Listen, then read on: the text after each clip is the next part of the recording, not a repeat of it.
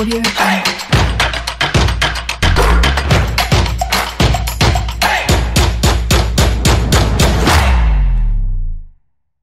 Les majeurs à l'honneur ce week-end sur les pelouses européennes. Si Liverpool est intouchable, City, lui, sent le souffle du duo Leicester-Chelsea derrière son coup en Première Ligue. Duel acharné pour la C1 entre Retafe et Valence, attendu en Espagne. Inter Milan, c'est le derby de la Madonnina au programme des Tifodi en Italie. Du côté de l'outre-Rhin, gros choc de haut de tableau, Bayern-Leipzig. Pendant ce temps, Lyon sans croc est au parc pour y défier le Paris Saint-Germain en Ligue 1. Ce sont là les sujets de la première partie. La deuxième ouvre le débat sur Gelson Martins, auteur d'un geste violent à l'endroit de Jérôme Brizard dans le match Nîmes-AS Monaco. Le joueur portugais est suspendu depuis hier à titre conservatoire. Question, un joueur a-t-il le droit, quelle que soit sa raison, d'agresser verbalement ou physiquement un arbitre? Réponse des spécialistes dans le débat. Au plateau, ce vendredi, dans le studio Messanyamé, Fifi Assobavi est là avec nous. Salut Fifi, bonjour et bienvenue. Salut Angelo, je salue le plateau. Je n'oublie pas nos auditrices qui nous ont véritablement manqué ces dernières semaines. Mais on comprend quand même notre absence durant ces quelques jours. En tout cas, vous faites le bonheur des uns et des autres. Ils ont entendu votre voix. Ils sont déjà tout heureux de chaque côté. Roméo Yetar, hola, buenos dias. Hola Angelo, bonjour à tous les auditeurs. La forme y est? Oui, ça va. Toujours les JO 2020. C'est proche. En ligne de mire.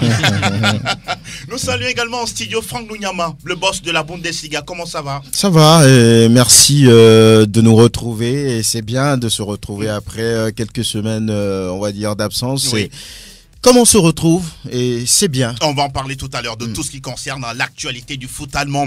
Nous avons également en studio deux inconditionnels de cette émission.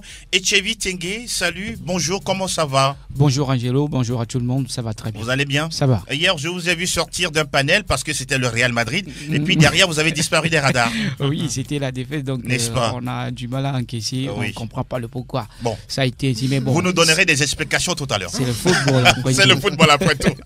Comme dirait certains Zinedine Zidane. Joël Aïe, bonjour, bienvenue. Et bonjour Angelo, bonjour le plateau et bonjour à tous nos amis de la plateforme PFE. Merci d'être des nôtres. Équipe technique Anas PM et le Madovon, PFE 612 sur Sport FM. Bonjour à toutes et à tous. Je suis Angelo Folique. C'est parti. Salta el Madrid, salta el Barça, arranca el clásico. Está el tiempo de la Liga. Sí, buena la que recibe de Casemiro, haga la primera, gol.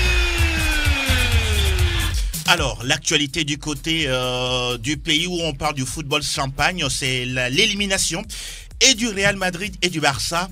Et ça fait jaser du côté de l'Espagne. Roméo Yetor. Ouais, c'est inexplicable parce que voilà, les deux grands d'Espagne tombent en quart de finale. Je ne me souviens pas trop. La dernière fois, c'est en 2009-2010. Voilà, donc il n'y a même pas Atlético Madrid, Séville, ils sont tous à haute. C'est vraiment une coupe de village, on Non, non, pas du tout, parce que c'est une coupe qui est vraiment prisée en Espagne. C'est la seule coupe d'ailleurs. Oui. Après la Super Coupe, voilà, c'est la seule coupe. Donc, voir les grands tomber, je me suis dit que peut-être les équipes qui sont considérées comme des clubs moyens, c'est la seule façon de pouvoir sauver leur saison, puisque voilà, le championnat est déjà, on va dire, propriété du Barça, du Real ou encore de l'Atlético. Donc, ça va être compliqué de gagner le championnat. Maintenant, on mise plus sur ces coupes-là. Et la Coupe du Roi, je pense que c'est une compétition pour ces clubs-là. Si vous gagnez cette coupe, au moins, ça va, on va dire, soigner la saison de ces clubs. Je crois que c'est bien de voir ces clubs continuer la course parce que voilà, devant, il y a encore la Ligue des Champions et le championnat. Et le Real et le Barça, je ne vais pas dire qu'ils ont fait un choix, c'est parce qu'ils ont été éliminés, tout simplement. Vous n'êtes pas d'accord que ce soit un choix. Nous rappelons que la Coupe du Roi reste la seule, on peut dire le seul trophée d'un certain Emmanuel Adebayor dans sa grande carrière de joueur. Il a seulement gagné la Coupe du Roi. Donc voilà un peu l'importance de ce trophée. Alors on se rend compte qu'au niveau des qualifiés, on a des équipes comme Grenade, comme Mirandes, comme la Real Sociedad et Bilbao. Alors, Fifi Assobavi, je vais vous poser cette question. Zinedine Zidane a-t-il passé la main sur cette coupe quand on voit le choix de certains joueurs pour ce match-là? Non, je crois pas. Quand on s'appelle Real de Madrid ou encore Barcelone, on veut gagner tout. On veut gagner tout au cours de la saison. Et je crois que c'est vrai qu'il a peut-être fait reposer certains joueurs en tenant compte du championnat également, puisqu'ils sont en tête, mais il n'y a que 3 points d'écart avec le Barcelone. Et c'est vrai que dans ces couples-là, on préserve quand même certains joueurs. Mais même en préservant ces joueurs-là, on a l'intention de gagner. La preuve, quand on aligne Valverde, Sergio Ramos, Marcelo, Karim Benzema. Oui, c'est qu'on a vraiment envie de gagner.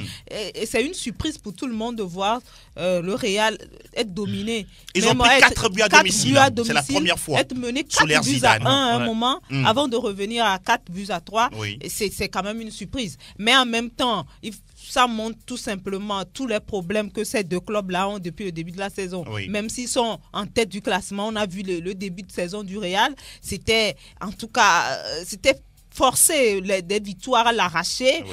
Et tous les autres clubs aussi se préparent. Maintenant, ils se sont peut-être ces clubs-là se sont dit nous n'avons pas grand-chose à gagner dans le championnat. On va se concentrer peut-être sur cette coupe-là. Et eux, ils ont joué leur va-tout, ils ont joué et ils ont tout donné. Ils sont en train de tout donner dans cette coupe-là. C'est peut-être cela qui explique également l'élimination de ces deux camps. En tout cas, la déception, elle est grande du côté des deux grands clubs d'Espagne. Alors, Franck Lunyama, on parle également de cette élimination du Barça à la 93e minute, un but inscrit par Iñaki Williams, un Basque d'origine ghanéenne.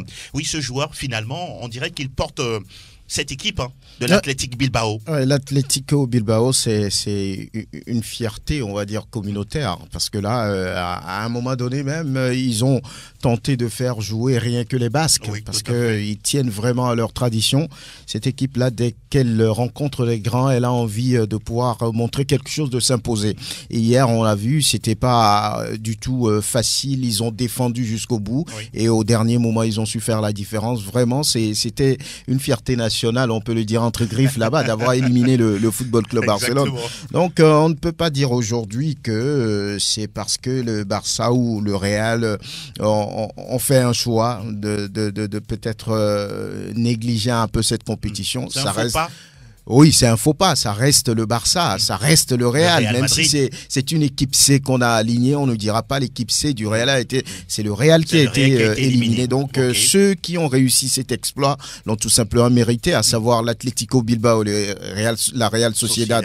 Donc voilà, ils ont mérité. Peut-être que cette année, la Copa del Rey a choisi peut-être d'aller dans un petit club, qui sait. On verra bien par la suite, du moment où tous les grands sont pratiquement out. Roméo veut réagir? Non, je crois que cette défaite va faire réfléchir un peu et le Real et le Barça, parce que le Real depuis 2020 n'a pas connu de revers et c'est la toute première défaite de Zinedine Zidane à domicile. Je crois que ça va relancer un peu les débats au niveau du championnat. Vous tendez si bien la perche. On va écouter Zinedine Zidane après cette élimination face à la formation de la Real Sociedad. Je sais pas si c'est un mal pour un bien, on aurait aimé gagner quand même. Ce qui est sûr, c'est que c'est une défaite qui fait mal. Donc voilà, on n'a pas été très bon en première mi-temps. Bon, après une deuxième mi-temps, on a été bien meilleur. Je pense que notre public aussi nous a poussé pour revenir dans le match. On l'a fait. Il nous a manqué peut-être quelques minutes pour éventuellement revenir vraiment dans le match en marquant le 4e. Et ça n'a pas été fait. Et c'est pour ça que il faut accepter cette défaite. Et l'enseignement, il va falloir l'analyser bien, surtout sur ce qu'on a fait défensivement. C'est vrai qu'on a fait des erreurs qu'on ne commet pas normalement. C'est dur parce que c'est vrai qu'on prend 4 buts en un seul match. Mais il faut relever vite la tête et penser déjà à notre prochain match. Parce que ça, c'est le football. Il faut accepter aussi d'avoir perdu contre une équipe qui nous a mis en difficulté. Zinedine Zidane, assez philosophique, Etienne Vitengui. Vous le comprenez? Je le prends en mot, même s'il est philosophique sur cette déclaration. Je vais dire tout simplement que sur cette rencontre d'hier, il a failli un tout petit peu d'entrée de jeu par rapport à la composition de l'équipe. Quand on sait que voilà, c'est une équipe avec des joueurs sur qui on peut compter pour avoir, c'était une victoire. Hier, Zidane, surtout tactiquement, il n'était pas en place par rapport Vous parlez du choix des joueurs. N'est-il pas en droit de gérer son effectif? Bien sûr qu'il est dans son droit pour gérer un effectif, mais nous sommes dans une compétition où le Real a obligation de gagner. C'est une priorité, la Coupe du Roi pour le Real Madrid? C'est une priorité. Quand on sait que voilà, la Casablanca est une équipe gagnante, fondé pour avoir des titres. Mais rater à domicile 4-3, c'est quand même décevant et humiliant en fait. Donc pour moi, vous Zidane, en êtes remis, vous êtes bien réveillé ce matin? Apparemment non. Apparemment non, justement. Pour moi, Zidane a failli sur ce coup. Mais bon, comme il a dit, il faut relever la tête et penser oui. à une autre rencontre. Exactement. Mais c'est quand même des défauts qui sont quand même à point nommé les bienvenus pour pouvoir corriger ces quartiers.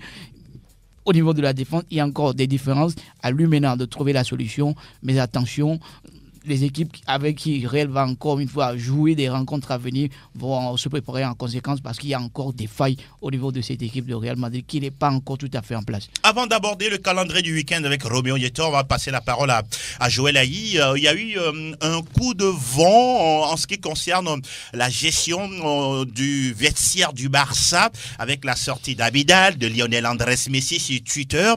Comment vous comprenez ça? Vous pensez également qu'il y a une crise au Barça, que cette équipe est très mal en point aujourd'hui? Oui, il y a une crise au Barça, surtout que le président a dû rentrer. Oui, on va vous régler un peu le micro pour qu'on puisse vous écouter. Voilà. Anas Safer là-dessus, allez-y. Oui, je disais que c'est clair qu'il y a une crise au Barça. Le président a dû rentrer illico presto et convoquer une réunion d'urgence avec son administration. Ça veut dire qu'il y a quelque chose qui ne va pas. Et ça s'est fait ressentir sur le terrain. Quand on voit l'effectif du Barça hier, il n'y a que Rakitic qui n'est plus titulaire incontesté dans cet effectif. Mais quand il rentre, il joue toujours joker et il est toujours bon. Mais hier, Barça a tenu, je crois, 67% de possession dans le match. Et ils perdent en toute fin de match. Je ne sais pas si le Barça... Comment vous l'expliquez? Je peux dire que c'est le réalisme qui a manqué, qui a choisi son camp plutôt. Parce que William, hier, il était dans tous les cas. Il a eu plusieurs occasions nettes, il n'a pas réussi à les marquer. Et la seule déviation de la tête, et voilà, ça fait but en toute fin de match. 93e minute. Barça a été vraiment, bon, je peux dire que l'effectif n'était pas là. Et quand on voit Messi hier, on a comme l'impression que Messi se réserve. Pour vous, il a la tête déjà ailleurs? Possible? Bon, pas forcément ailleurs. Bon, je ne vois pas Messi quitter Barça. Ah bon? Moi, je ne le vois pas. Ça, c'est mon avis personnel. D'accord. Mais hier, dans le jeu, Messi, le week-end dernier, Messi était plus concerné, actif, plus impliqué dans le jeu. Et on a vu les passes qu'il a délivrées la dernière fois. En Fati, oui. Oui, Fati plutôt. Mais malheureusement, hier, Messi n'était pas dans le jeu. À quelques moments, il voulait cela jouer perso. La guéguerre est passée par là? Certainement, parce qu'il y a eu même les familles des deux camps qui sont impliquées dans cette histoire, du côté d'Abidal, tout comme celui de Messi, surtout quand son entourage personnel était surpris de cette tweet que Messi a envoyée. Les gens se disent, mais il s'étonne. Il n'en a pas l'habitude. Hein. Et effectivement, les gens ont pris soin d'ajouter que c'est Messi lui-même qui a écrit ça, et non son entourage. Et non son entourage. En tout cas, on suivra de très très près cette actualité du côté de la Catalogne. Alors, Roméo Yetor, le week-end également, on va suivre un gros duel entre Retafe et Valence. Oui, c'est un match très important pour les deux clubs puisque Retafe est 4e, Valence qui est 5e, Retafe avec 39, 37 pour Valence. Je crois que Retafe est dans une très bonne dynamique. Retafe a battu l'équipe qui a éliminé donc le Barça en quart de finale, c'était 2-0. Ça veut dire tout simplement que c'est une équipe qui est restée constante sur plusieurs journées. Et là, c'est un match assez intéressant. Si aujourd'hui on ne parle pas du Real Madrid contre le Barça ou Atlético, mais c'est Valence face à Retafe. C'est clair qu'en Espagne, aujourd'hui, on a certains clubs qui arrivent à hausser un peu le niveau de ce championnat, et ce n'est pas Real, Séville ou encore, il y a Valence et Retafe aujourd'hui qui proposent un jeu assez intéressant. Franck Luyama, la deuxième partie de saison s'annonce bonne pour cette équipe madrilène de la banlieue de Madrid, Retafe. Retafe, oui. Depuis quelques saisons ou quelques mois, il faut dire que cette équipe est en train de convaincre tout le monde. C'est un effectif dans lequel on ne retrouve pas des stars, comme on peut le dire, mais des joueurs de devoir, des joueurs de caractère, de Jen Dakonam, des joueurs de devoir qui ont envie de propulser justement Retafe. Ils ont échoué juste un tout petit peu, on va dire, pour la qualification qualification de la Ligue des Champions la saison dernière. Exact. Et cette fois-ci, ils ont quand même envie d'être dans le lot qui pourrait représenter l'Espagne sur cette prestigieuse compétition. Donc, ils se donnent. Et je pense que Getafe, quand même, s'ils s'accrochent, ils peuvent quand même décrocher quelque chose cette année. Parce que là, c'est une équipe qui, lorsque vous regardez le parcours, lorsque vous regardez les performances de cette équipe-là, c'est pas une équipe qui déçoit souvent. Oui. Il manque un petit détail pour que cette équipe confirme ce qu'elle est en train de faire. Et j'espère, bien, surtout pour le défenseur togolais Jenta Konam, que l'équipe va pouvoir y accéder. En tout cas, le général pisté par plusieurs grands clubs européens en ce qui concerne ses performances. Vous voulez dire quelque chose avant de passer la parole à Roméo? Allez-y quand vite. on prend la rencontre Getafe et Valence, c'est quand même une belle affiche.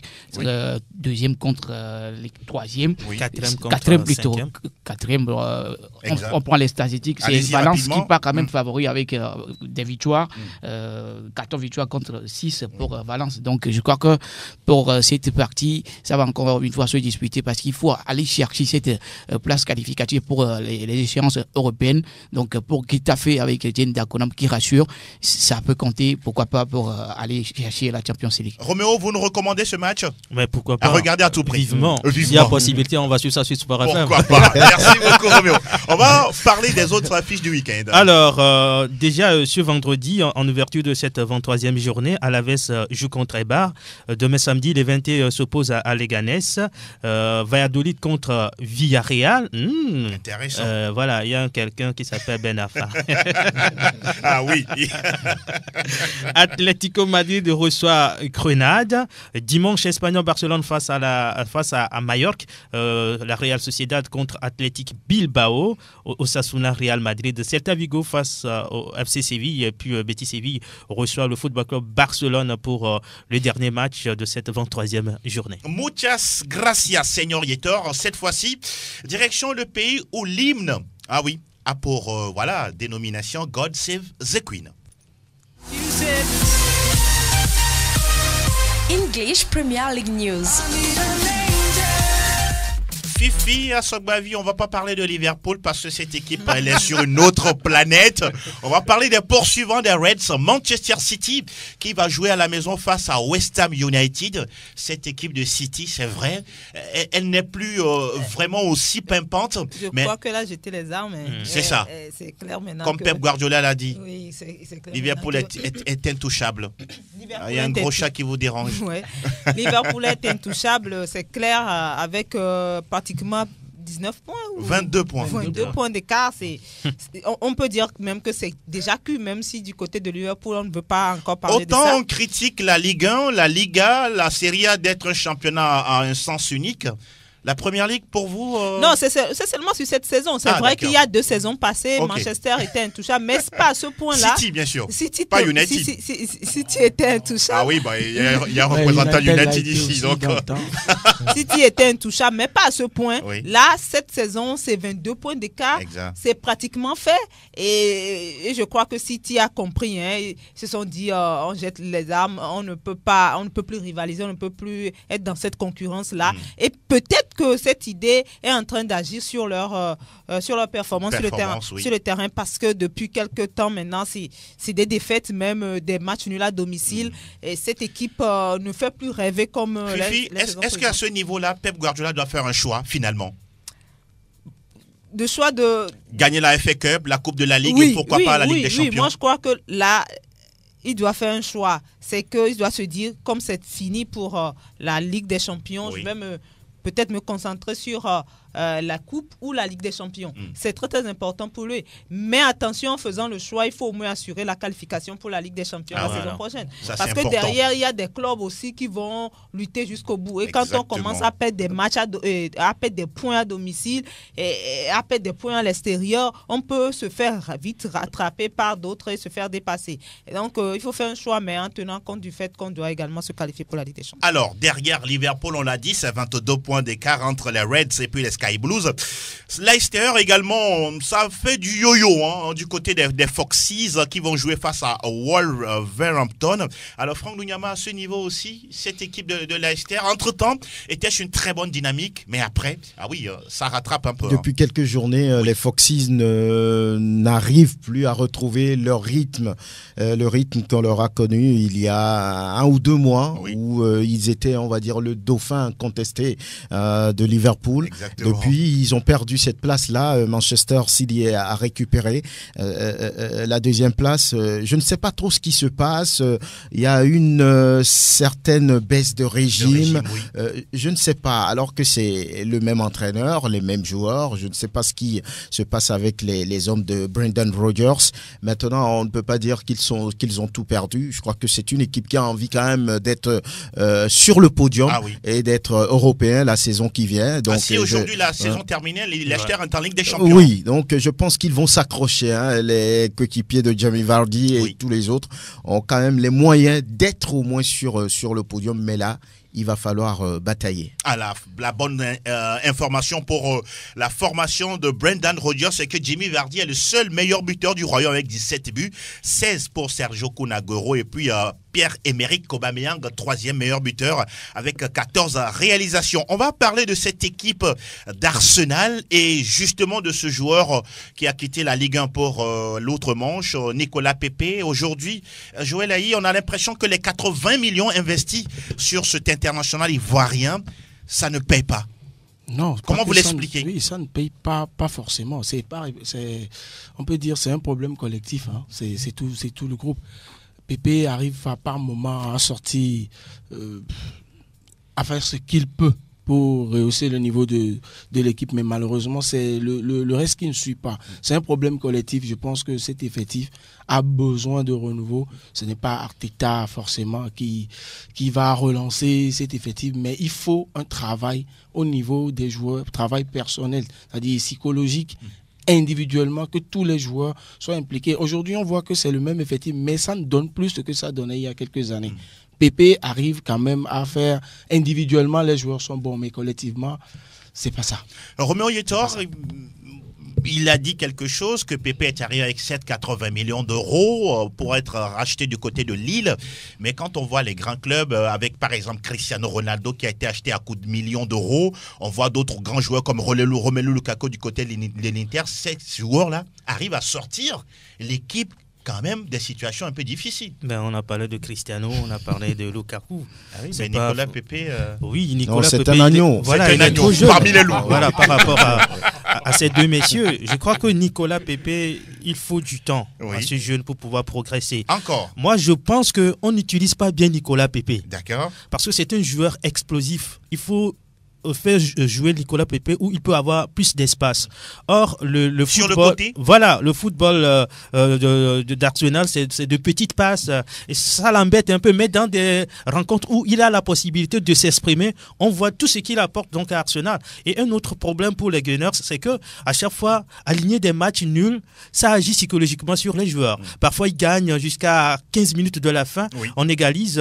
Je pense que le travail doit être refait complètement du côté d'Arsenal. Si Arsenal veut être compétitif, aller jouer des coupes européennes et les gagner, il faut revoir l'effectif. C'est pas avec cet effectif-là on peut espérer, s'il vous plaît, gagner même le championnat. Donc c'est un travail qui doit être refait complètement. En tout cas, la sortie d'Arsenal très attendue ce dimanche face à la formation de Newcastle United. On surveille également le déplacement de Tottenham du côté d'Aston Villa. Samedi, Southampton reçoit Burnley. Norwich City sera face au presque champion Liverpool du côté de cette formation des Reds. Le match a lieu à 17h30 temps universel. Fini en ce qui concerne la première ligue anglaise.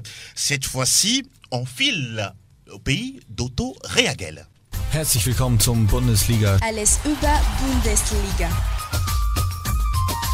Nous parlons de la Bundesliga, mais nous allons d'abord évoquer cette blessure qui vient à un mauvais moment de Marco Reus pour le Borussia Dortmund. Est-ce que le Paris Saint-Germain peut déjà se frotter la main? Bon, c'est quand même un joueur très important de l'effectif du Borussia Dortmund, et quand l'adversaire en face perd un joueur qui pourrait faire la différence à tout moment, on peut s'en contenter, on peut se réjouir. Maintenant, il y a d'autres joueurs qui peuvent faire l'affaire. C'est vrai que l'expérience de Marco Reus ne se remplace pas. C'est un joueur qui, à lui seul, peut donner la victoire au Borussia Dortmund. Sa blessure va faire quand même mal à cette équipe. Maintenant, il y a d'autres joueurs. Hein. Faut pas que le Paris Saint-Germain s'appuie sur cette blessure pour dire c'est déjà fait. Il y a le phénomène non, il y a d'autres joueurs de qualité qui peuvent embêter vraiment les hommes de Thomas Tuchel. En tout cas, Marco Reus est un bijou pour cette équipe de Dortmund. 11 buts et 12 passes décisives déjà inscrites au niveau de ce championnat d'Allemagne. Alors, le choc attendu du côté de la Bundesliga, Franck Luyama, c'est le Bayern, leader, qui reçoit Leipzig, son dauphin. Oui, pour le compte de la 21e journée de la Bundesliga, on a annoncé cette remontée du Bayern de Munich. Eh bien, c'est fait. Aujourd'hui, le Bayern est leader avec seulement un point de plus que Leipzig, ce qui veut dire que ce week-end, les deux clubs vont pouvoir tout donner. Chacun de son côté va vouloir reprendre son bien. Leipzig, qui vient d'être dépossédé à la suite de ce match nul contre le Mönchengladbach, a envie quand même de revenir. Le problème, c'est que le Bayern a retrouvé, on va dire, une certaine efficacité, surtout avec Thomas Müller qui devient du vin. Plus il vieillit, plus il devient bon. Et Hans, le nouvel entraîneur qui lui fait confiance depuis son arrivée, il a remis quand même au centre du jeu des Munichois, et ça marche. Et il y a beaucoup de buts qui sont marqués par rapport à ce joueur-là. Donc, ce match-là va être suivi. Et puis, sur le plan statistique, le Bayern a un certain avantage. Il y a 9 matchs joués depuis 2016, toutes compétitions confondues. 5 victoires pour le Bayern, 3 nuls et puis une petite victoire pour Leipzig. Ce qui veut dire que c'est déséquilibré à partir de ce moment-là. Et puis, c'est le Bayern qui reçoit. Ça va être très compliqué pour Leipzig. Un match très, très attendu du côté de l'Allianz Arena. C'est également un duel entre meilleurs buteurs du championnat. Lewandowski, 22 réalisations, 20 pour la formation de Timo Werner. Ça va être un duel des buteurs, même si Lewandowski part favori sur cette partie. C'est bien vrai que c'est une rencontre qui est quand même une partie très ouverte, parce que Bayern aussi à domicile n'est pas tout à fait en place sur certaines rencontres. Mais bon, ça reste un match de football. Mais attention, Leipzig cette saison nous a quand même montré son envie d'aller chercher ce titre-là. Et c'est face à Bayern, il va falloir tout simplement aller jusqu'au bout. Mais comme l'a dit tout à l'heure Franck, avec l'entraîneur Hans, qui a quand même modifié certaines tactiques par rapport à certains joueurs qui étaient mis sous côté. Mais on retrouve la forme de Müller qui est revenu pour pouvoir quand même apporter Thiago Alcantara. On a mis le Brésilien de côté. Cela veut dire tout simplement que c'est une équipe qui a retrouvé les blasons. Vous voulez parler de Coutinho. Voilà. Lancé du Barça. Mais attention, Leipzig a quand même les arguments nécessaires pour aller chercher cette victoire-là. Fifi, quand on voit un peu les stats de ces deux équipes, le Bayern a déjà encaissé 23 buts, 25 pour Leipzig. Est-ce que ce ne serait pas aussi un match très ouvert? Oui, ça serait un match ouvert parce qu'on voit le Bayern marquer beaucoup de buts dans ces rencontres aussi. 58 depuis le début de saison en championnat. C'est la meilleure attaque d'ailleurs. 53 pour Leipzig. 53 pour Leipzig. Voilà, donc c'est deux équipes qui aiment marquer beaucoup de buts. Je pense que ce sera un match ouvert. Pourquoi? Parce que le Bayern ne va plus vouloir laisser cette première place. Et ça a été très dur de récupérer cette première place-là une fois à la maison face à Leipzig. Et le Bayern sait qu'en cas de victoire, il va dévancer le Leipzig de 4 points dorénavant. Donc, je crois que ce sera véritablement un match très, très engagé. Mais je pense que le Bayern va s'en sortir. Ah oui, le grand Bayern de Hans-Dieter Flick. Les autres matchs de cette 21e journée. Voilà. Et ça commence dès ce soir avec le match entre Francfort et Augsbourg. Et demain, on aura à suivre 6 matchs d'ailleurs. Schalke 04 qui reçoit Paderborn. C'est un match qui, normalement, est à la portée de Schalke 04. Mais attention, c'est un match de football. Wolfsburg joue contre Düsseldorf. Le Werder Berlin reçoit Union Berlin. Fribourg face à Hoffenheim. Hertha Berlin joue contre Mayence. Et puis le Bayer Leverkusen reçoit le Borussia Dortmund pour ce qui concerne la journée de samedi. Oui. Et puis un autre match ce dimanche-là, tout comme Bayern Leipzig, c'est Mönchengladbach Cologne. Dankeschön, Herr Nuyama. Cette fois-ci, nous parlons foot. Monaco, le champion. Et quel spectacle pour une dernière victoire. 100% Ligue 1, Conforama. Lacazette réussit le sien, 28e but de la saison sous les couleurs de Lyon avant de quitter le club. Alors, le foot français, justement à l'honneur avec Sa Majesté Fifi Assogavi. Si vous venez de nous rejoindre, nous sommes dans l'émission Plateau Foot Europe avec Franck Nuyama, Roméo Yetor, Etchebi Tengue et puis Joël Ayi. Alors, on va parler de ce match. Je ne sais pas si on doit le qualifier de choc, d'affiche entre le Paris Saint-Germain et Lyon, Fifi. En tout cas, c'est l'affiche de cette 24. Franck réagit là déjà. Ce n'est même pas une affiche, ce n'est pas un choc. Parce que vous voyez les prestations de Lyon, ben c'est ça. Non, mais vous êtes d'accord? C'est juste un match.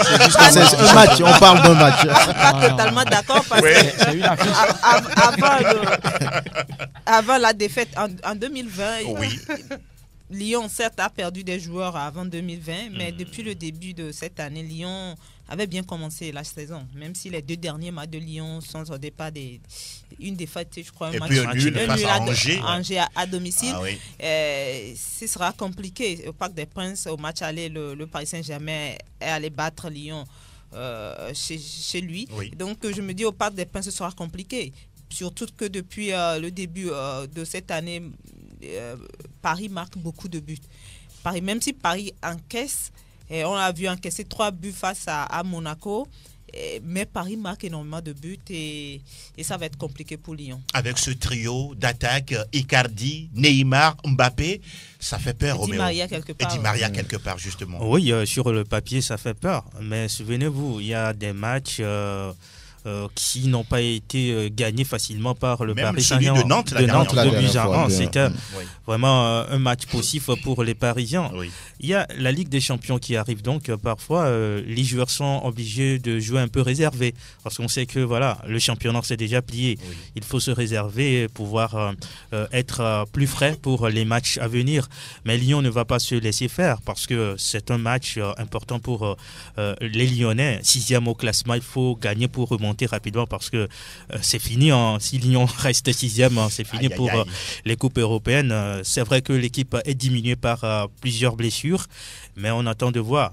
Soit ils vont limiter les dégâts, ou soit jouer, prendre les risques et embêter le Paris Saint-Germain.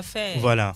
Franck, pourquoi dites-vous que ce n'est pas une affiche? Non, ce n'est pas une affiche, ce n'est pas un choc lorsque vous voyez un peu ce que produit Lyon depuis quelques jours, quelques semaines en Ligue 1 face au Paris Saint-Germain qui reste le leader naturel, le champion déclaré de cette compétition. Je pense qu'il n'y a pas photo. Maintenant, au-delà, on ne va pas enfoncer totalement Lyon. Et ça reste un match de football. Il peut y avoir, on va dire, un sursaut d'orgueil. Oui, un sursaut d'orgueil, ce réveil de pouvoir opposer une certaine rébellion à cette équipe de Thomas Tuchel, mais je pense que le moral n'y est plus du côté des hommes de Rudy Garcia. On parle même d'une transition là-bas pour pouvoir attaquer l'année prochaine, la saison prochaine dans les meilleures conditions, parce qu'aujourd'hui Lyon n'a plus forcément les armes après la blessure de Memphis Depay et de Adélaïde.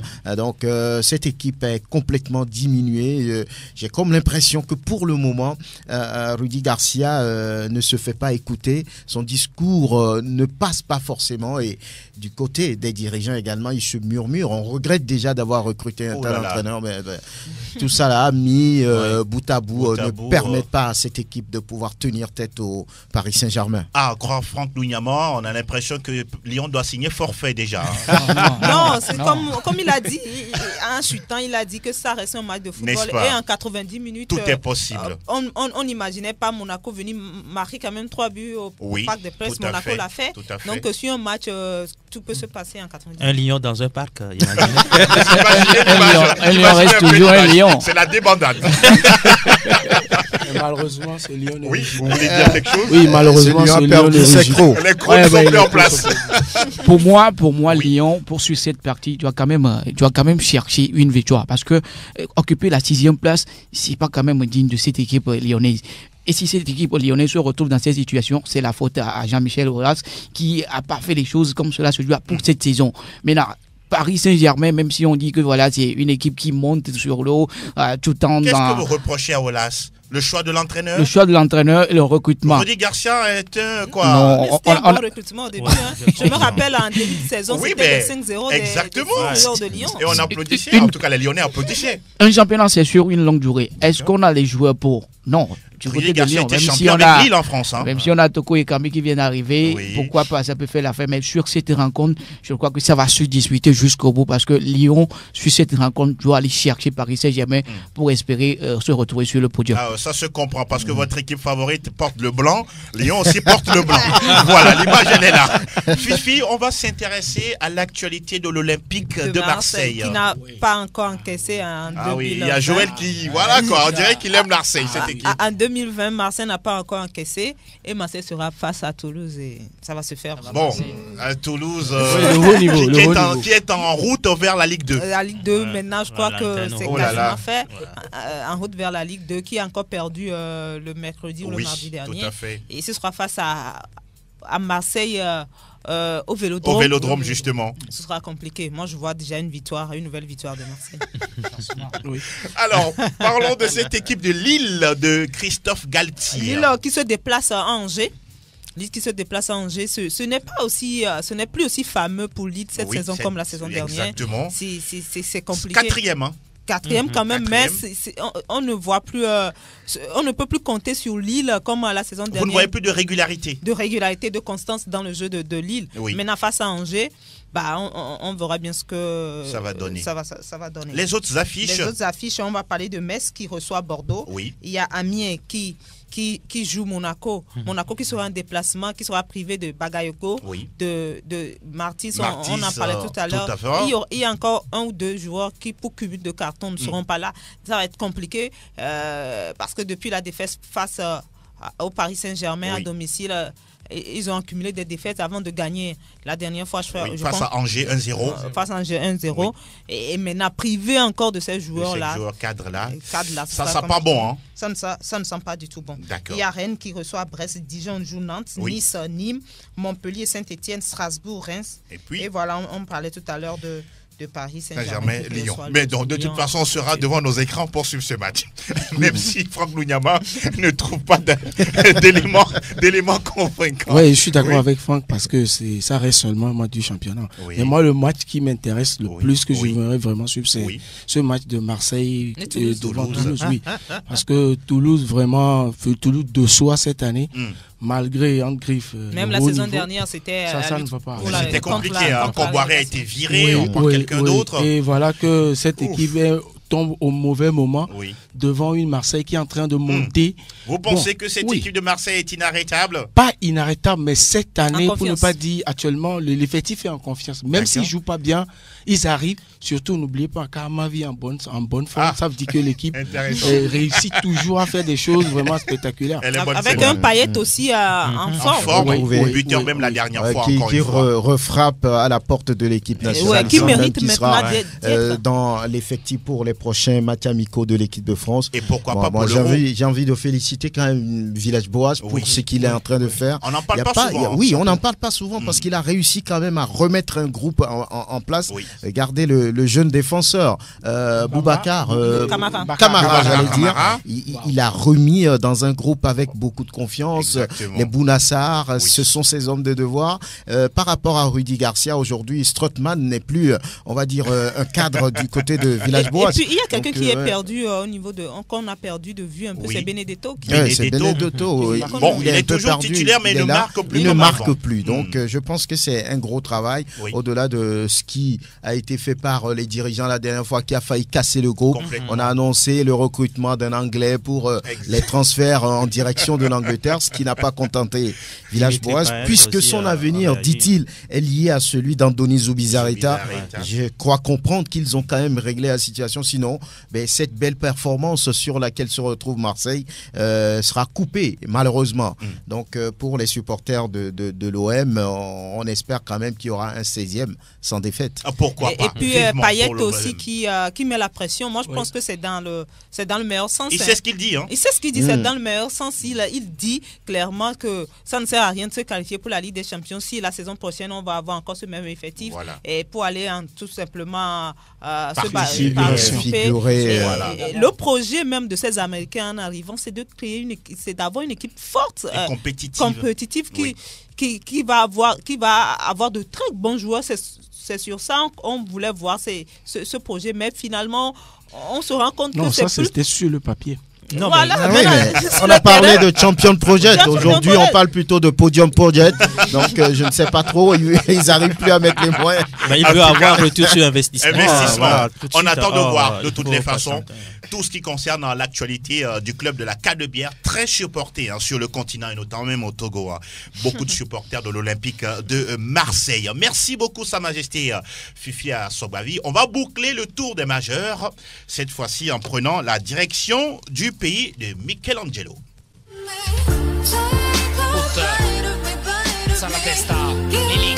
Tutto calcio Italia. Spacca la porta, segna anche il Team Cup. Nous parlons du Calcio avec la 23e levée qui démarre ce vendredi avec l'AS Roma qui reçoit Bologne. Demain samedi, on a 3 matchs au programme. La Fiorentina face à l'Atalanta Bergame. Torino reçoit la Sampdoria de Gênes. Rappelons que le Torino a limogé son entraîneur Walter Mazzarri, remplacé mardi dernier par Moreno Longo. Et puis la formation de l'Hellas Vérone accueille la Juventus Turin de Cristiano Ronaldo. Dimanche, Spal Ferrara reçoit Sassuolo. Lecce se déplace à Naples. Cagliari rend visite au Genoa. Brescia accueille Udinese. Parme est au révélateur de la Lazio Rome. Et puis le derby de la Madonnina attendu entre l'Inter Milan et l'AC Milan. Roméo Yetor, cette équipe de l'Inter, Dauphine de la Juventus, a obligation de gagner face à une équipe de Milan en perte de vitesse. Oui, l'Inter doit gagner pour rester toujours dans les roues de la Juve.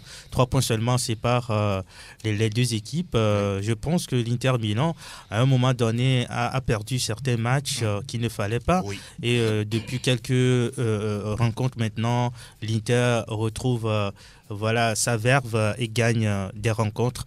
Et ça va être un match assez intéressant entre le Milan et l'Inter. Je pense que celui qui va gagner ce match aura frappé un gros coup. En tout cas, très attendu ce duel entre Nerazzurri et puis Rossoneri. Il faut rappeler que les deux équipes ont aujourd'hui 18 titres de champion. Le dernier pour l'Inter, ça remonte à 2009-2010 sous l'ère José Mourinho.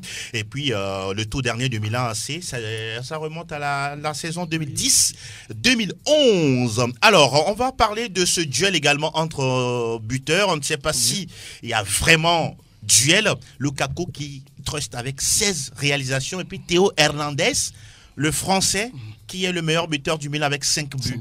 Oui, bon, c'est déjà fait. Moi, j'aurais plutôt voulu une confrontation entre Romelu Lukaku et son papy. Malheureusement. Ouais. C'est qui le papy? Papy Z. C'est qui Papy Z? Oui, Zlatan. Ah ouais, voilà. Donc, oui, mais bon, franchement, il faut dire que c'est vrai, Milan est en train de faire, Milan c'est bien sûr en train de remonter. Hernandez fait de belles choses, mais il n'a que 5 buts. Romelu Lukaku, vraiment colosse, il a réussi quelque chose qu'il n'a pas encore fait, 16 buts dans cette compétition où on l'annonçait même pas leader, pour ne pas dire grand buteur. Oui. Je me dis qu'il a encore plus de marge pour marquer ce week-end, pourquoi pas. Et l'Inter finira forcément par gagner ce match parce que le banc de l'Inter est toujours bouillant, tout comme chez Atlético. On attend de voir, peut-être, qui sait, Zlatan peut vous démentir. Zlatan Ibrahimovic peut être titulaire dans ce match et pourra faire mouche pour cette équipe du Milan AC. Oui, pour Milan AC, c'est bien vrai que ce n'est pas cette équipe qu'on a retrouvée dans le temps, même si sur cette saison, on a fait venir Zlatan Ibrahimovic pour faire la différence. Il y a Piatek, il y a Raphaël Leao. Qui ne répondent plus, mais retrouver un défenseur en tant que meilleur buteur de cette équipe-là. Vous ne comprenez pas ça. C'est qu'il y a un problème, un grand souci. Mais bon, ça reste après toujours un classico entre l'Inter et Milan AC. Oui. Ça va se jouer jusqu'au bout, même si pour l'Inter, c'est son buteur Lukaku qui fait la différence avec Lautaro Martinez. Oui. Du moment où ces deux joueurs ne marquent plus, l'Inter est en difficulté également. Donc, au niveau de la défense de l'Inter, il y a également problème. Mais non, c'est à Milan Football Club de chercher ces failles-là pour pouvoir aller fait tomber Inter pour cette saison. Ça va rentrer dans l'histoire. Mais bon, ça reste après tout le football. Mais bon, attendons de voir une très belle partie juste après les 90 minutes. En tout cas, il ne faut pas interdire à l'Inter Milan. Oui, sur le papier, l'Inter est complètement favori. Oui. Maintenant, un derby reste un derby. Lorsqu'il s'agit d'un derby, on ne voit plus le classement. On voit plus c'est plutôt l'ADN des deux clubs qui parlent. Donc, j'espère qu'il va avoir un très, très, très, très bon match. Oui. Mais j'ai comme l'impression que les Nerazzurri ont un certain avantage par rapport à ce match. Et puis, cette histoire de racisme, j'ai comme l'impression que ça a blindé encore plus la confiance de Romelu Lukaku qui souvent arrive à marquer et à sauver l'Inter Milan. Donc c'est un match pour moi qui est à 60% pour l'Inter. Et la dernière fois, Antonio Conte qui déclare: j'ai bien fait d'insister pour le recrutement de Romelu Lukaku aujourd'hui. Il est le troisième meilleur buteur du championnat. Manchester United doit le regretter. Parce que pour moi, je trouve que ce qu'il apporte là-bas, c'est énorme. On ne l'attendait pas sur cette forme-là dès la première saison avec l'Inter. Juste derrière Cristiano Ronaldo, 19 réalisations. Loin devant, Ciro Immobile de la Lazio Rome avec 25 buts marqués. C'est tout simplement stratosphérique. Cette fois-ci, le frein et nous faisons le débat sans langue de bois, s'il vous plaît. Le débat des spécialistes. Les grands joueurs automatiquement ne deviennent pas des grands entraîneurs. Il y a le cas Maradona. Un certain Montini, il dit Balotelli court, il marche. Des anciens joueurs qui deviennent pour la plupart des grands entraîneurs. La preuve avec Zinedine Zidane, ce qui veut dire qu'ils ont forcément une autre façon de penser le football aujourd'hui. On n'est pas forcément obligé d'être un grand joueur pour être un grand entraîneur, ce que Mourinho a réussi. C'est le côté spirituel, magie, tout ça là. C'est vrai, nous sommes en Afrique, on va me dire que tout peut se passer, mais à 99%, vous gagnez le match sur le terrain. Et l'autre là, on va dire que c'est une chance qui vous a souri. Le débat des spécialistes s'intéresse à un joueur prénommé Gelson Martins. Il est portugais, un sociétaire de l'AS Monaco. Peut-être jusqu'à la fin de saison, on ne le verra pas. Parce que la sanction de la commission de discipline, elle est tombée. Il est suspendu à titre conservatoire. Donc, il risque gros. Roméo Yétor, la question qui est posée, est-ce qu'aujourd'hui, un joueur a-t-il le droit de bousculer, peut-être d'en venir aux mains avec un arbitre, même s'il a raison ou tort? Parce que Gelson Martins, dans un match face à Nîmes, lors de la 22e journée de Ligue 1, Conforama, il n'a pas été d'accord sur la décision de l'arbitre, du directeur de la partie, Jérôme Brizard. Et derrière, on connaît tous l'image. Nous sommes au 21e siècle. C'est plus l'époque d'Eric Cantona, c'est plutôt on faut courir derrière l'arbitre. Non, c'est fini là, c'est fini. Je pense qu'il faut sévir.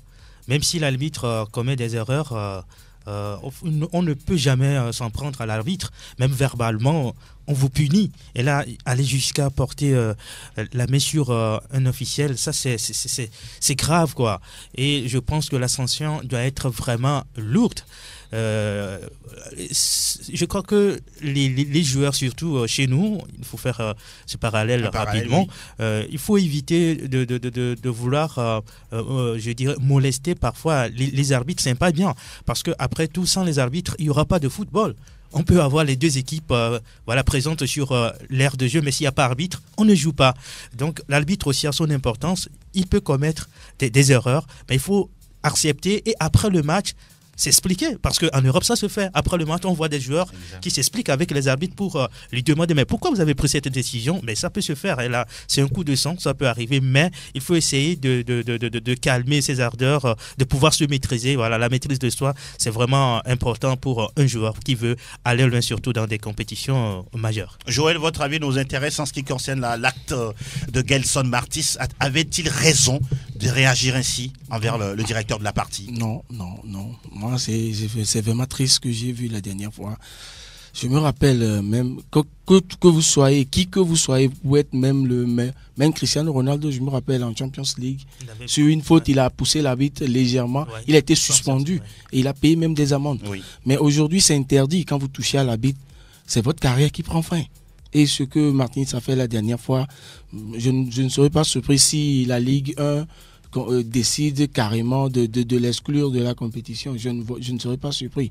Parce que quoi qu'on ait comme raison, l'arbitre, c'est pourquoi on l'appelle le seul maître du terrain. Ça ne justifie pas vos jamais. réactions. On n'a aucun droit toucher l'arbitre, le bousculer, la violenter dans un match. Non, mais vous êtes là pour violenter le ballon et non l'arbitre. Alors quand on tape dans le ballon, c'est lui donner, c'est une violence qu'on lui porte. Aller maintenant jusqu'à toucher à l'arbitre. C'est triste. Fifi, est-ce que des fois aussi, les arbitres, avec cette protection, ce parapluie qu'ils ont, font des erreurs et se cachent derrière ça aussi? Ils font des erreurs. L'arbitre est un humain. Même sur le terrain, les joueurs aussi font des erreurs. Oui. Ils font des erreurs. Donc, ils font des fautes, ils font des erreurs. L'arbitre aussi peut faire des erreurs. Même l'arbitre peut changer même le cours d'un match. Ça arrive des fois. Mais le joueur n'a pas le droit de riposter. Quel que soit ce qui se passe, il y a la commission des arbitres, il y a des commissions de discipline qui sont là pour après revoir. On voit même des arbitres qui finissent leur carrière sur des erreurs comme ça. On dit si c'est fini ou mieux on les sanctionne pour plusieurs mois, pour plusieurs matchs. Voilà, et aussi, il y a des moments où ils sont sanctionnés. Donc, ce n'est pas au joueur de sanctionner l'arbitre sur le terrain. Ce que Martins a fait est grave. Extrêmement grave parce que non seulement il a bousculé l'arbitre sur le carton rouge de Bagayogo, exactement, mais ensuite quand ça lui a valu lui aussi un carton rouge, il a encore bousculé l'arbitre avant de quitter le terrain. Là, ça devient compliqué pour lui et je pense que comme tu l'as dit, ce sera la fin de sa saison.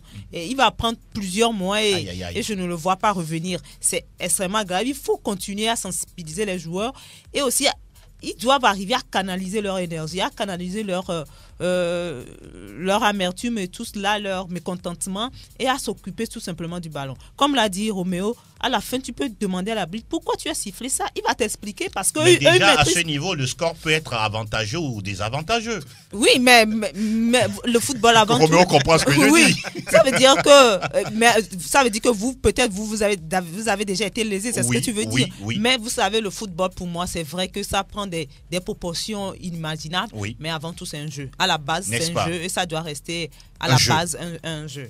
Franck Lunyama, est-ce que parfois aussi les entraîneurs doivent essayer de continuer à parler à leurs joueurs, quelle que soit la situation sur le rectangle vert, de rester quand même pacifique? Oui, je pense que les entraîneurs le font toujours et les joueurs eux-mêmes, en tant que professionnels, doivent savoir qu'ils doivent proscrire la violence de leur comportement de tous les jours. C'est des exemples, c'est des références des enfants à la maison. Tous les jours, citent leur nom, veulent leur ressembler. Et quand ces joueurs, on va dire, font l'apologie de la violence, ce n'est pas une bonne chose. Ce qu'a fait le joueur portugais est inacceptable, inadmissible, inconcevable. Je crois qu'il s'est mis dans un pétrin et il risque une exclusion de la Ligue 1 parce que là, c'est très grave. Il n'avait pas besoin de faire tout ça. Vous ne touchez pas à l'arbitre. Il connaît cette interdiction-là, mais il a outrepassé, il a fait. Il s'est oublié. Mais je ne sais pas. Non, mais il peut pas. Il faut toujours canaliser son énergie. Est-ce que c'est possible? C'est quand même difficile de se maîtriser parfois, quand on se sent entre je comprends, c'est un être humain et parfois on est hors de soi, mais à un moment donné, au moment peut-être de poser l'acte, il faut se dire quelque chose dans la tête et retourner. Voilà. Parce que là, il n'a pas fait. Aujourd'hui, il risque plein de choses. Il pénalise d'abord son club parce que c'est un joueur talentueux, ne l'oublions pas. Tout à fait. Donc, comme Joël Aïe l'a dit, c'est vraiment une exclusion. Au moins cette saison qu'il guette. Et quand c'est comme ça, ce n'est pas bien, quoi. Est-ce que son salaire va être suspendu aussi? Ça, c'est avec son club. Au club de voir. Et Thierry, vous voulez réagir et les arbitres et les joueurs sont quand même les acteurs de ce jeu qu'est le football. Oui. Maintenant, il faut un patron sur l'aire de jeu. Et ce patron, c'est l'arbitre qui se doit une obligation, une responsabilité d'accompagner le jeu jusqu'au bout, dans tous les compartiments, bien sûr. Et de se faire respecter au niveau des joueurs. Et ça, c'est une leçon qui s'enseigne au niveau des centres de formation, de par le respect au niveau de ces arbitres-là. Maintenant, les arbitres sont constitués des quatuors. Il va falloir également que le quatrième officiel essaie quand même d'accompagner le sifflet du central qui est sur l'aire de jeu, en l'appelant parfois pour certaines actions qui n'étaient pas quand même bien sifflées. Concertation, être surtout en communication. Et on ne le voit pas au niveau de ces quatrièmes officiels, si ce n'est assumer la responsabilité au niveau des entraîneurs et autres là. Vous les voyez parfois, passifs? Bon, pas trop passif, mais parfois on s'emporte par rapport à la tension au niveau de ces joueurs-là. Mais il va falloir se maîtriser parce que c'est des professionnels sur qui les jeunes apprennent beaucoup de choses. Martinez n'est pas quand même le tout premier joueur à réagir ainsi, mais c'est trop exagéré. Maintenant, il va falloir corriger ce tir-là. Pourquoi pas demander pardon à l'arbitre. Mais bon, il va falloir. Ça va suffire? Ça va pas suffire, mais c'est la moindre des choses. Il faut le faire. Il faut le faire pour réduire la sanction. Surtout, demander pardon. C'est vrai qu'il a fait par son canal Twitter, mais bon, on attend de voir si la commission de discipline de la LFP va peut-être amoindrir, parce qu'on a dit hier jeudi comme quoi il est suspendu à titre conservatoire. Et ça peut aller jusqu'à 8 mois de suspension. Exactement. Toute une saison. On demande pardon pour la saison prochaine. Gelson Martis. En tout cas, on suivra ce feuilleton du côté de l'AS Monaco. Alors, petit à petit, on s'achemine au terme de cette émission. On va faire quelques tours de table pour saluer quelques inconditionnels. Joël Haï, on passe avec vous. Vous avez une pensée pour quelqu'un aujourd'hui? Oui, je vais juste dire bonjour et puis bon week-end à tous nos amis de la plateforme CCC. Oui. Les autres de l'autre côté de la plateforme PFE aussi. Bonjour à tout le monde et bon week-end à tous. Bon week-end à mon ancien coach Amadou Mounirou. Oui. À mon grand frère et ami Habib. Et à tous ceux qui connaissent Joël Haï, et ainsi qu'à vous aussi. Voilà qui est dit. Roméo Yetor. Excellent week-end à tous ceux qui nous écoutent. Et Thierry Tengue. Bon début de week-end à Germaine. J'oublie pas Germain également, Raymond, tous ceux-là qui connaissent Thierry. On se dit à très bientôt. Franck Nounyama. Oui, bien de choses à tous les inconditionnels de cette émission, et on est très heureux de revenir. Toujours avec le même enthousiasme et la même humeur. Alors vous, oui, Sa Majesté. Même chose, bonjour à tous ceux qui ont l'habitude de nous suivre, et à tous les membres de la plateforme fan. Vous n'oubliez pas Gordo Mela, c'est ça. Gordo Mela et Avisé. Voilà. Bonjour également, mes salutations cordiales au commandant Ananou, à Major Badabadi. On salue également Benoît Noussoukoué, sans oublier Clément Gadek-Beko et puis Da Silveira Apollinaire. Jean-Louis Kouyonou, salutations à vous. Ouro Mustafa, sans oublier tous ceux qui sont du côté de Soli FC et de l'équipe Roi Mage. Merci beaucoup d'être restés des nôtres. On se dit à lundi. Avec plaisir. Toujours avec le même plaisir et surtout la bonne santé. Merci à Nas PM et surtout à Elom Adovon. L'émission est à retrouver sur le www.radiosportfmtg.com. Bon week-end sportif à toutes et à tous. Ciao, ciao.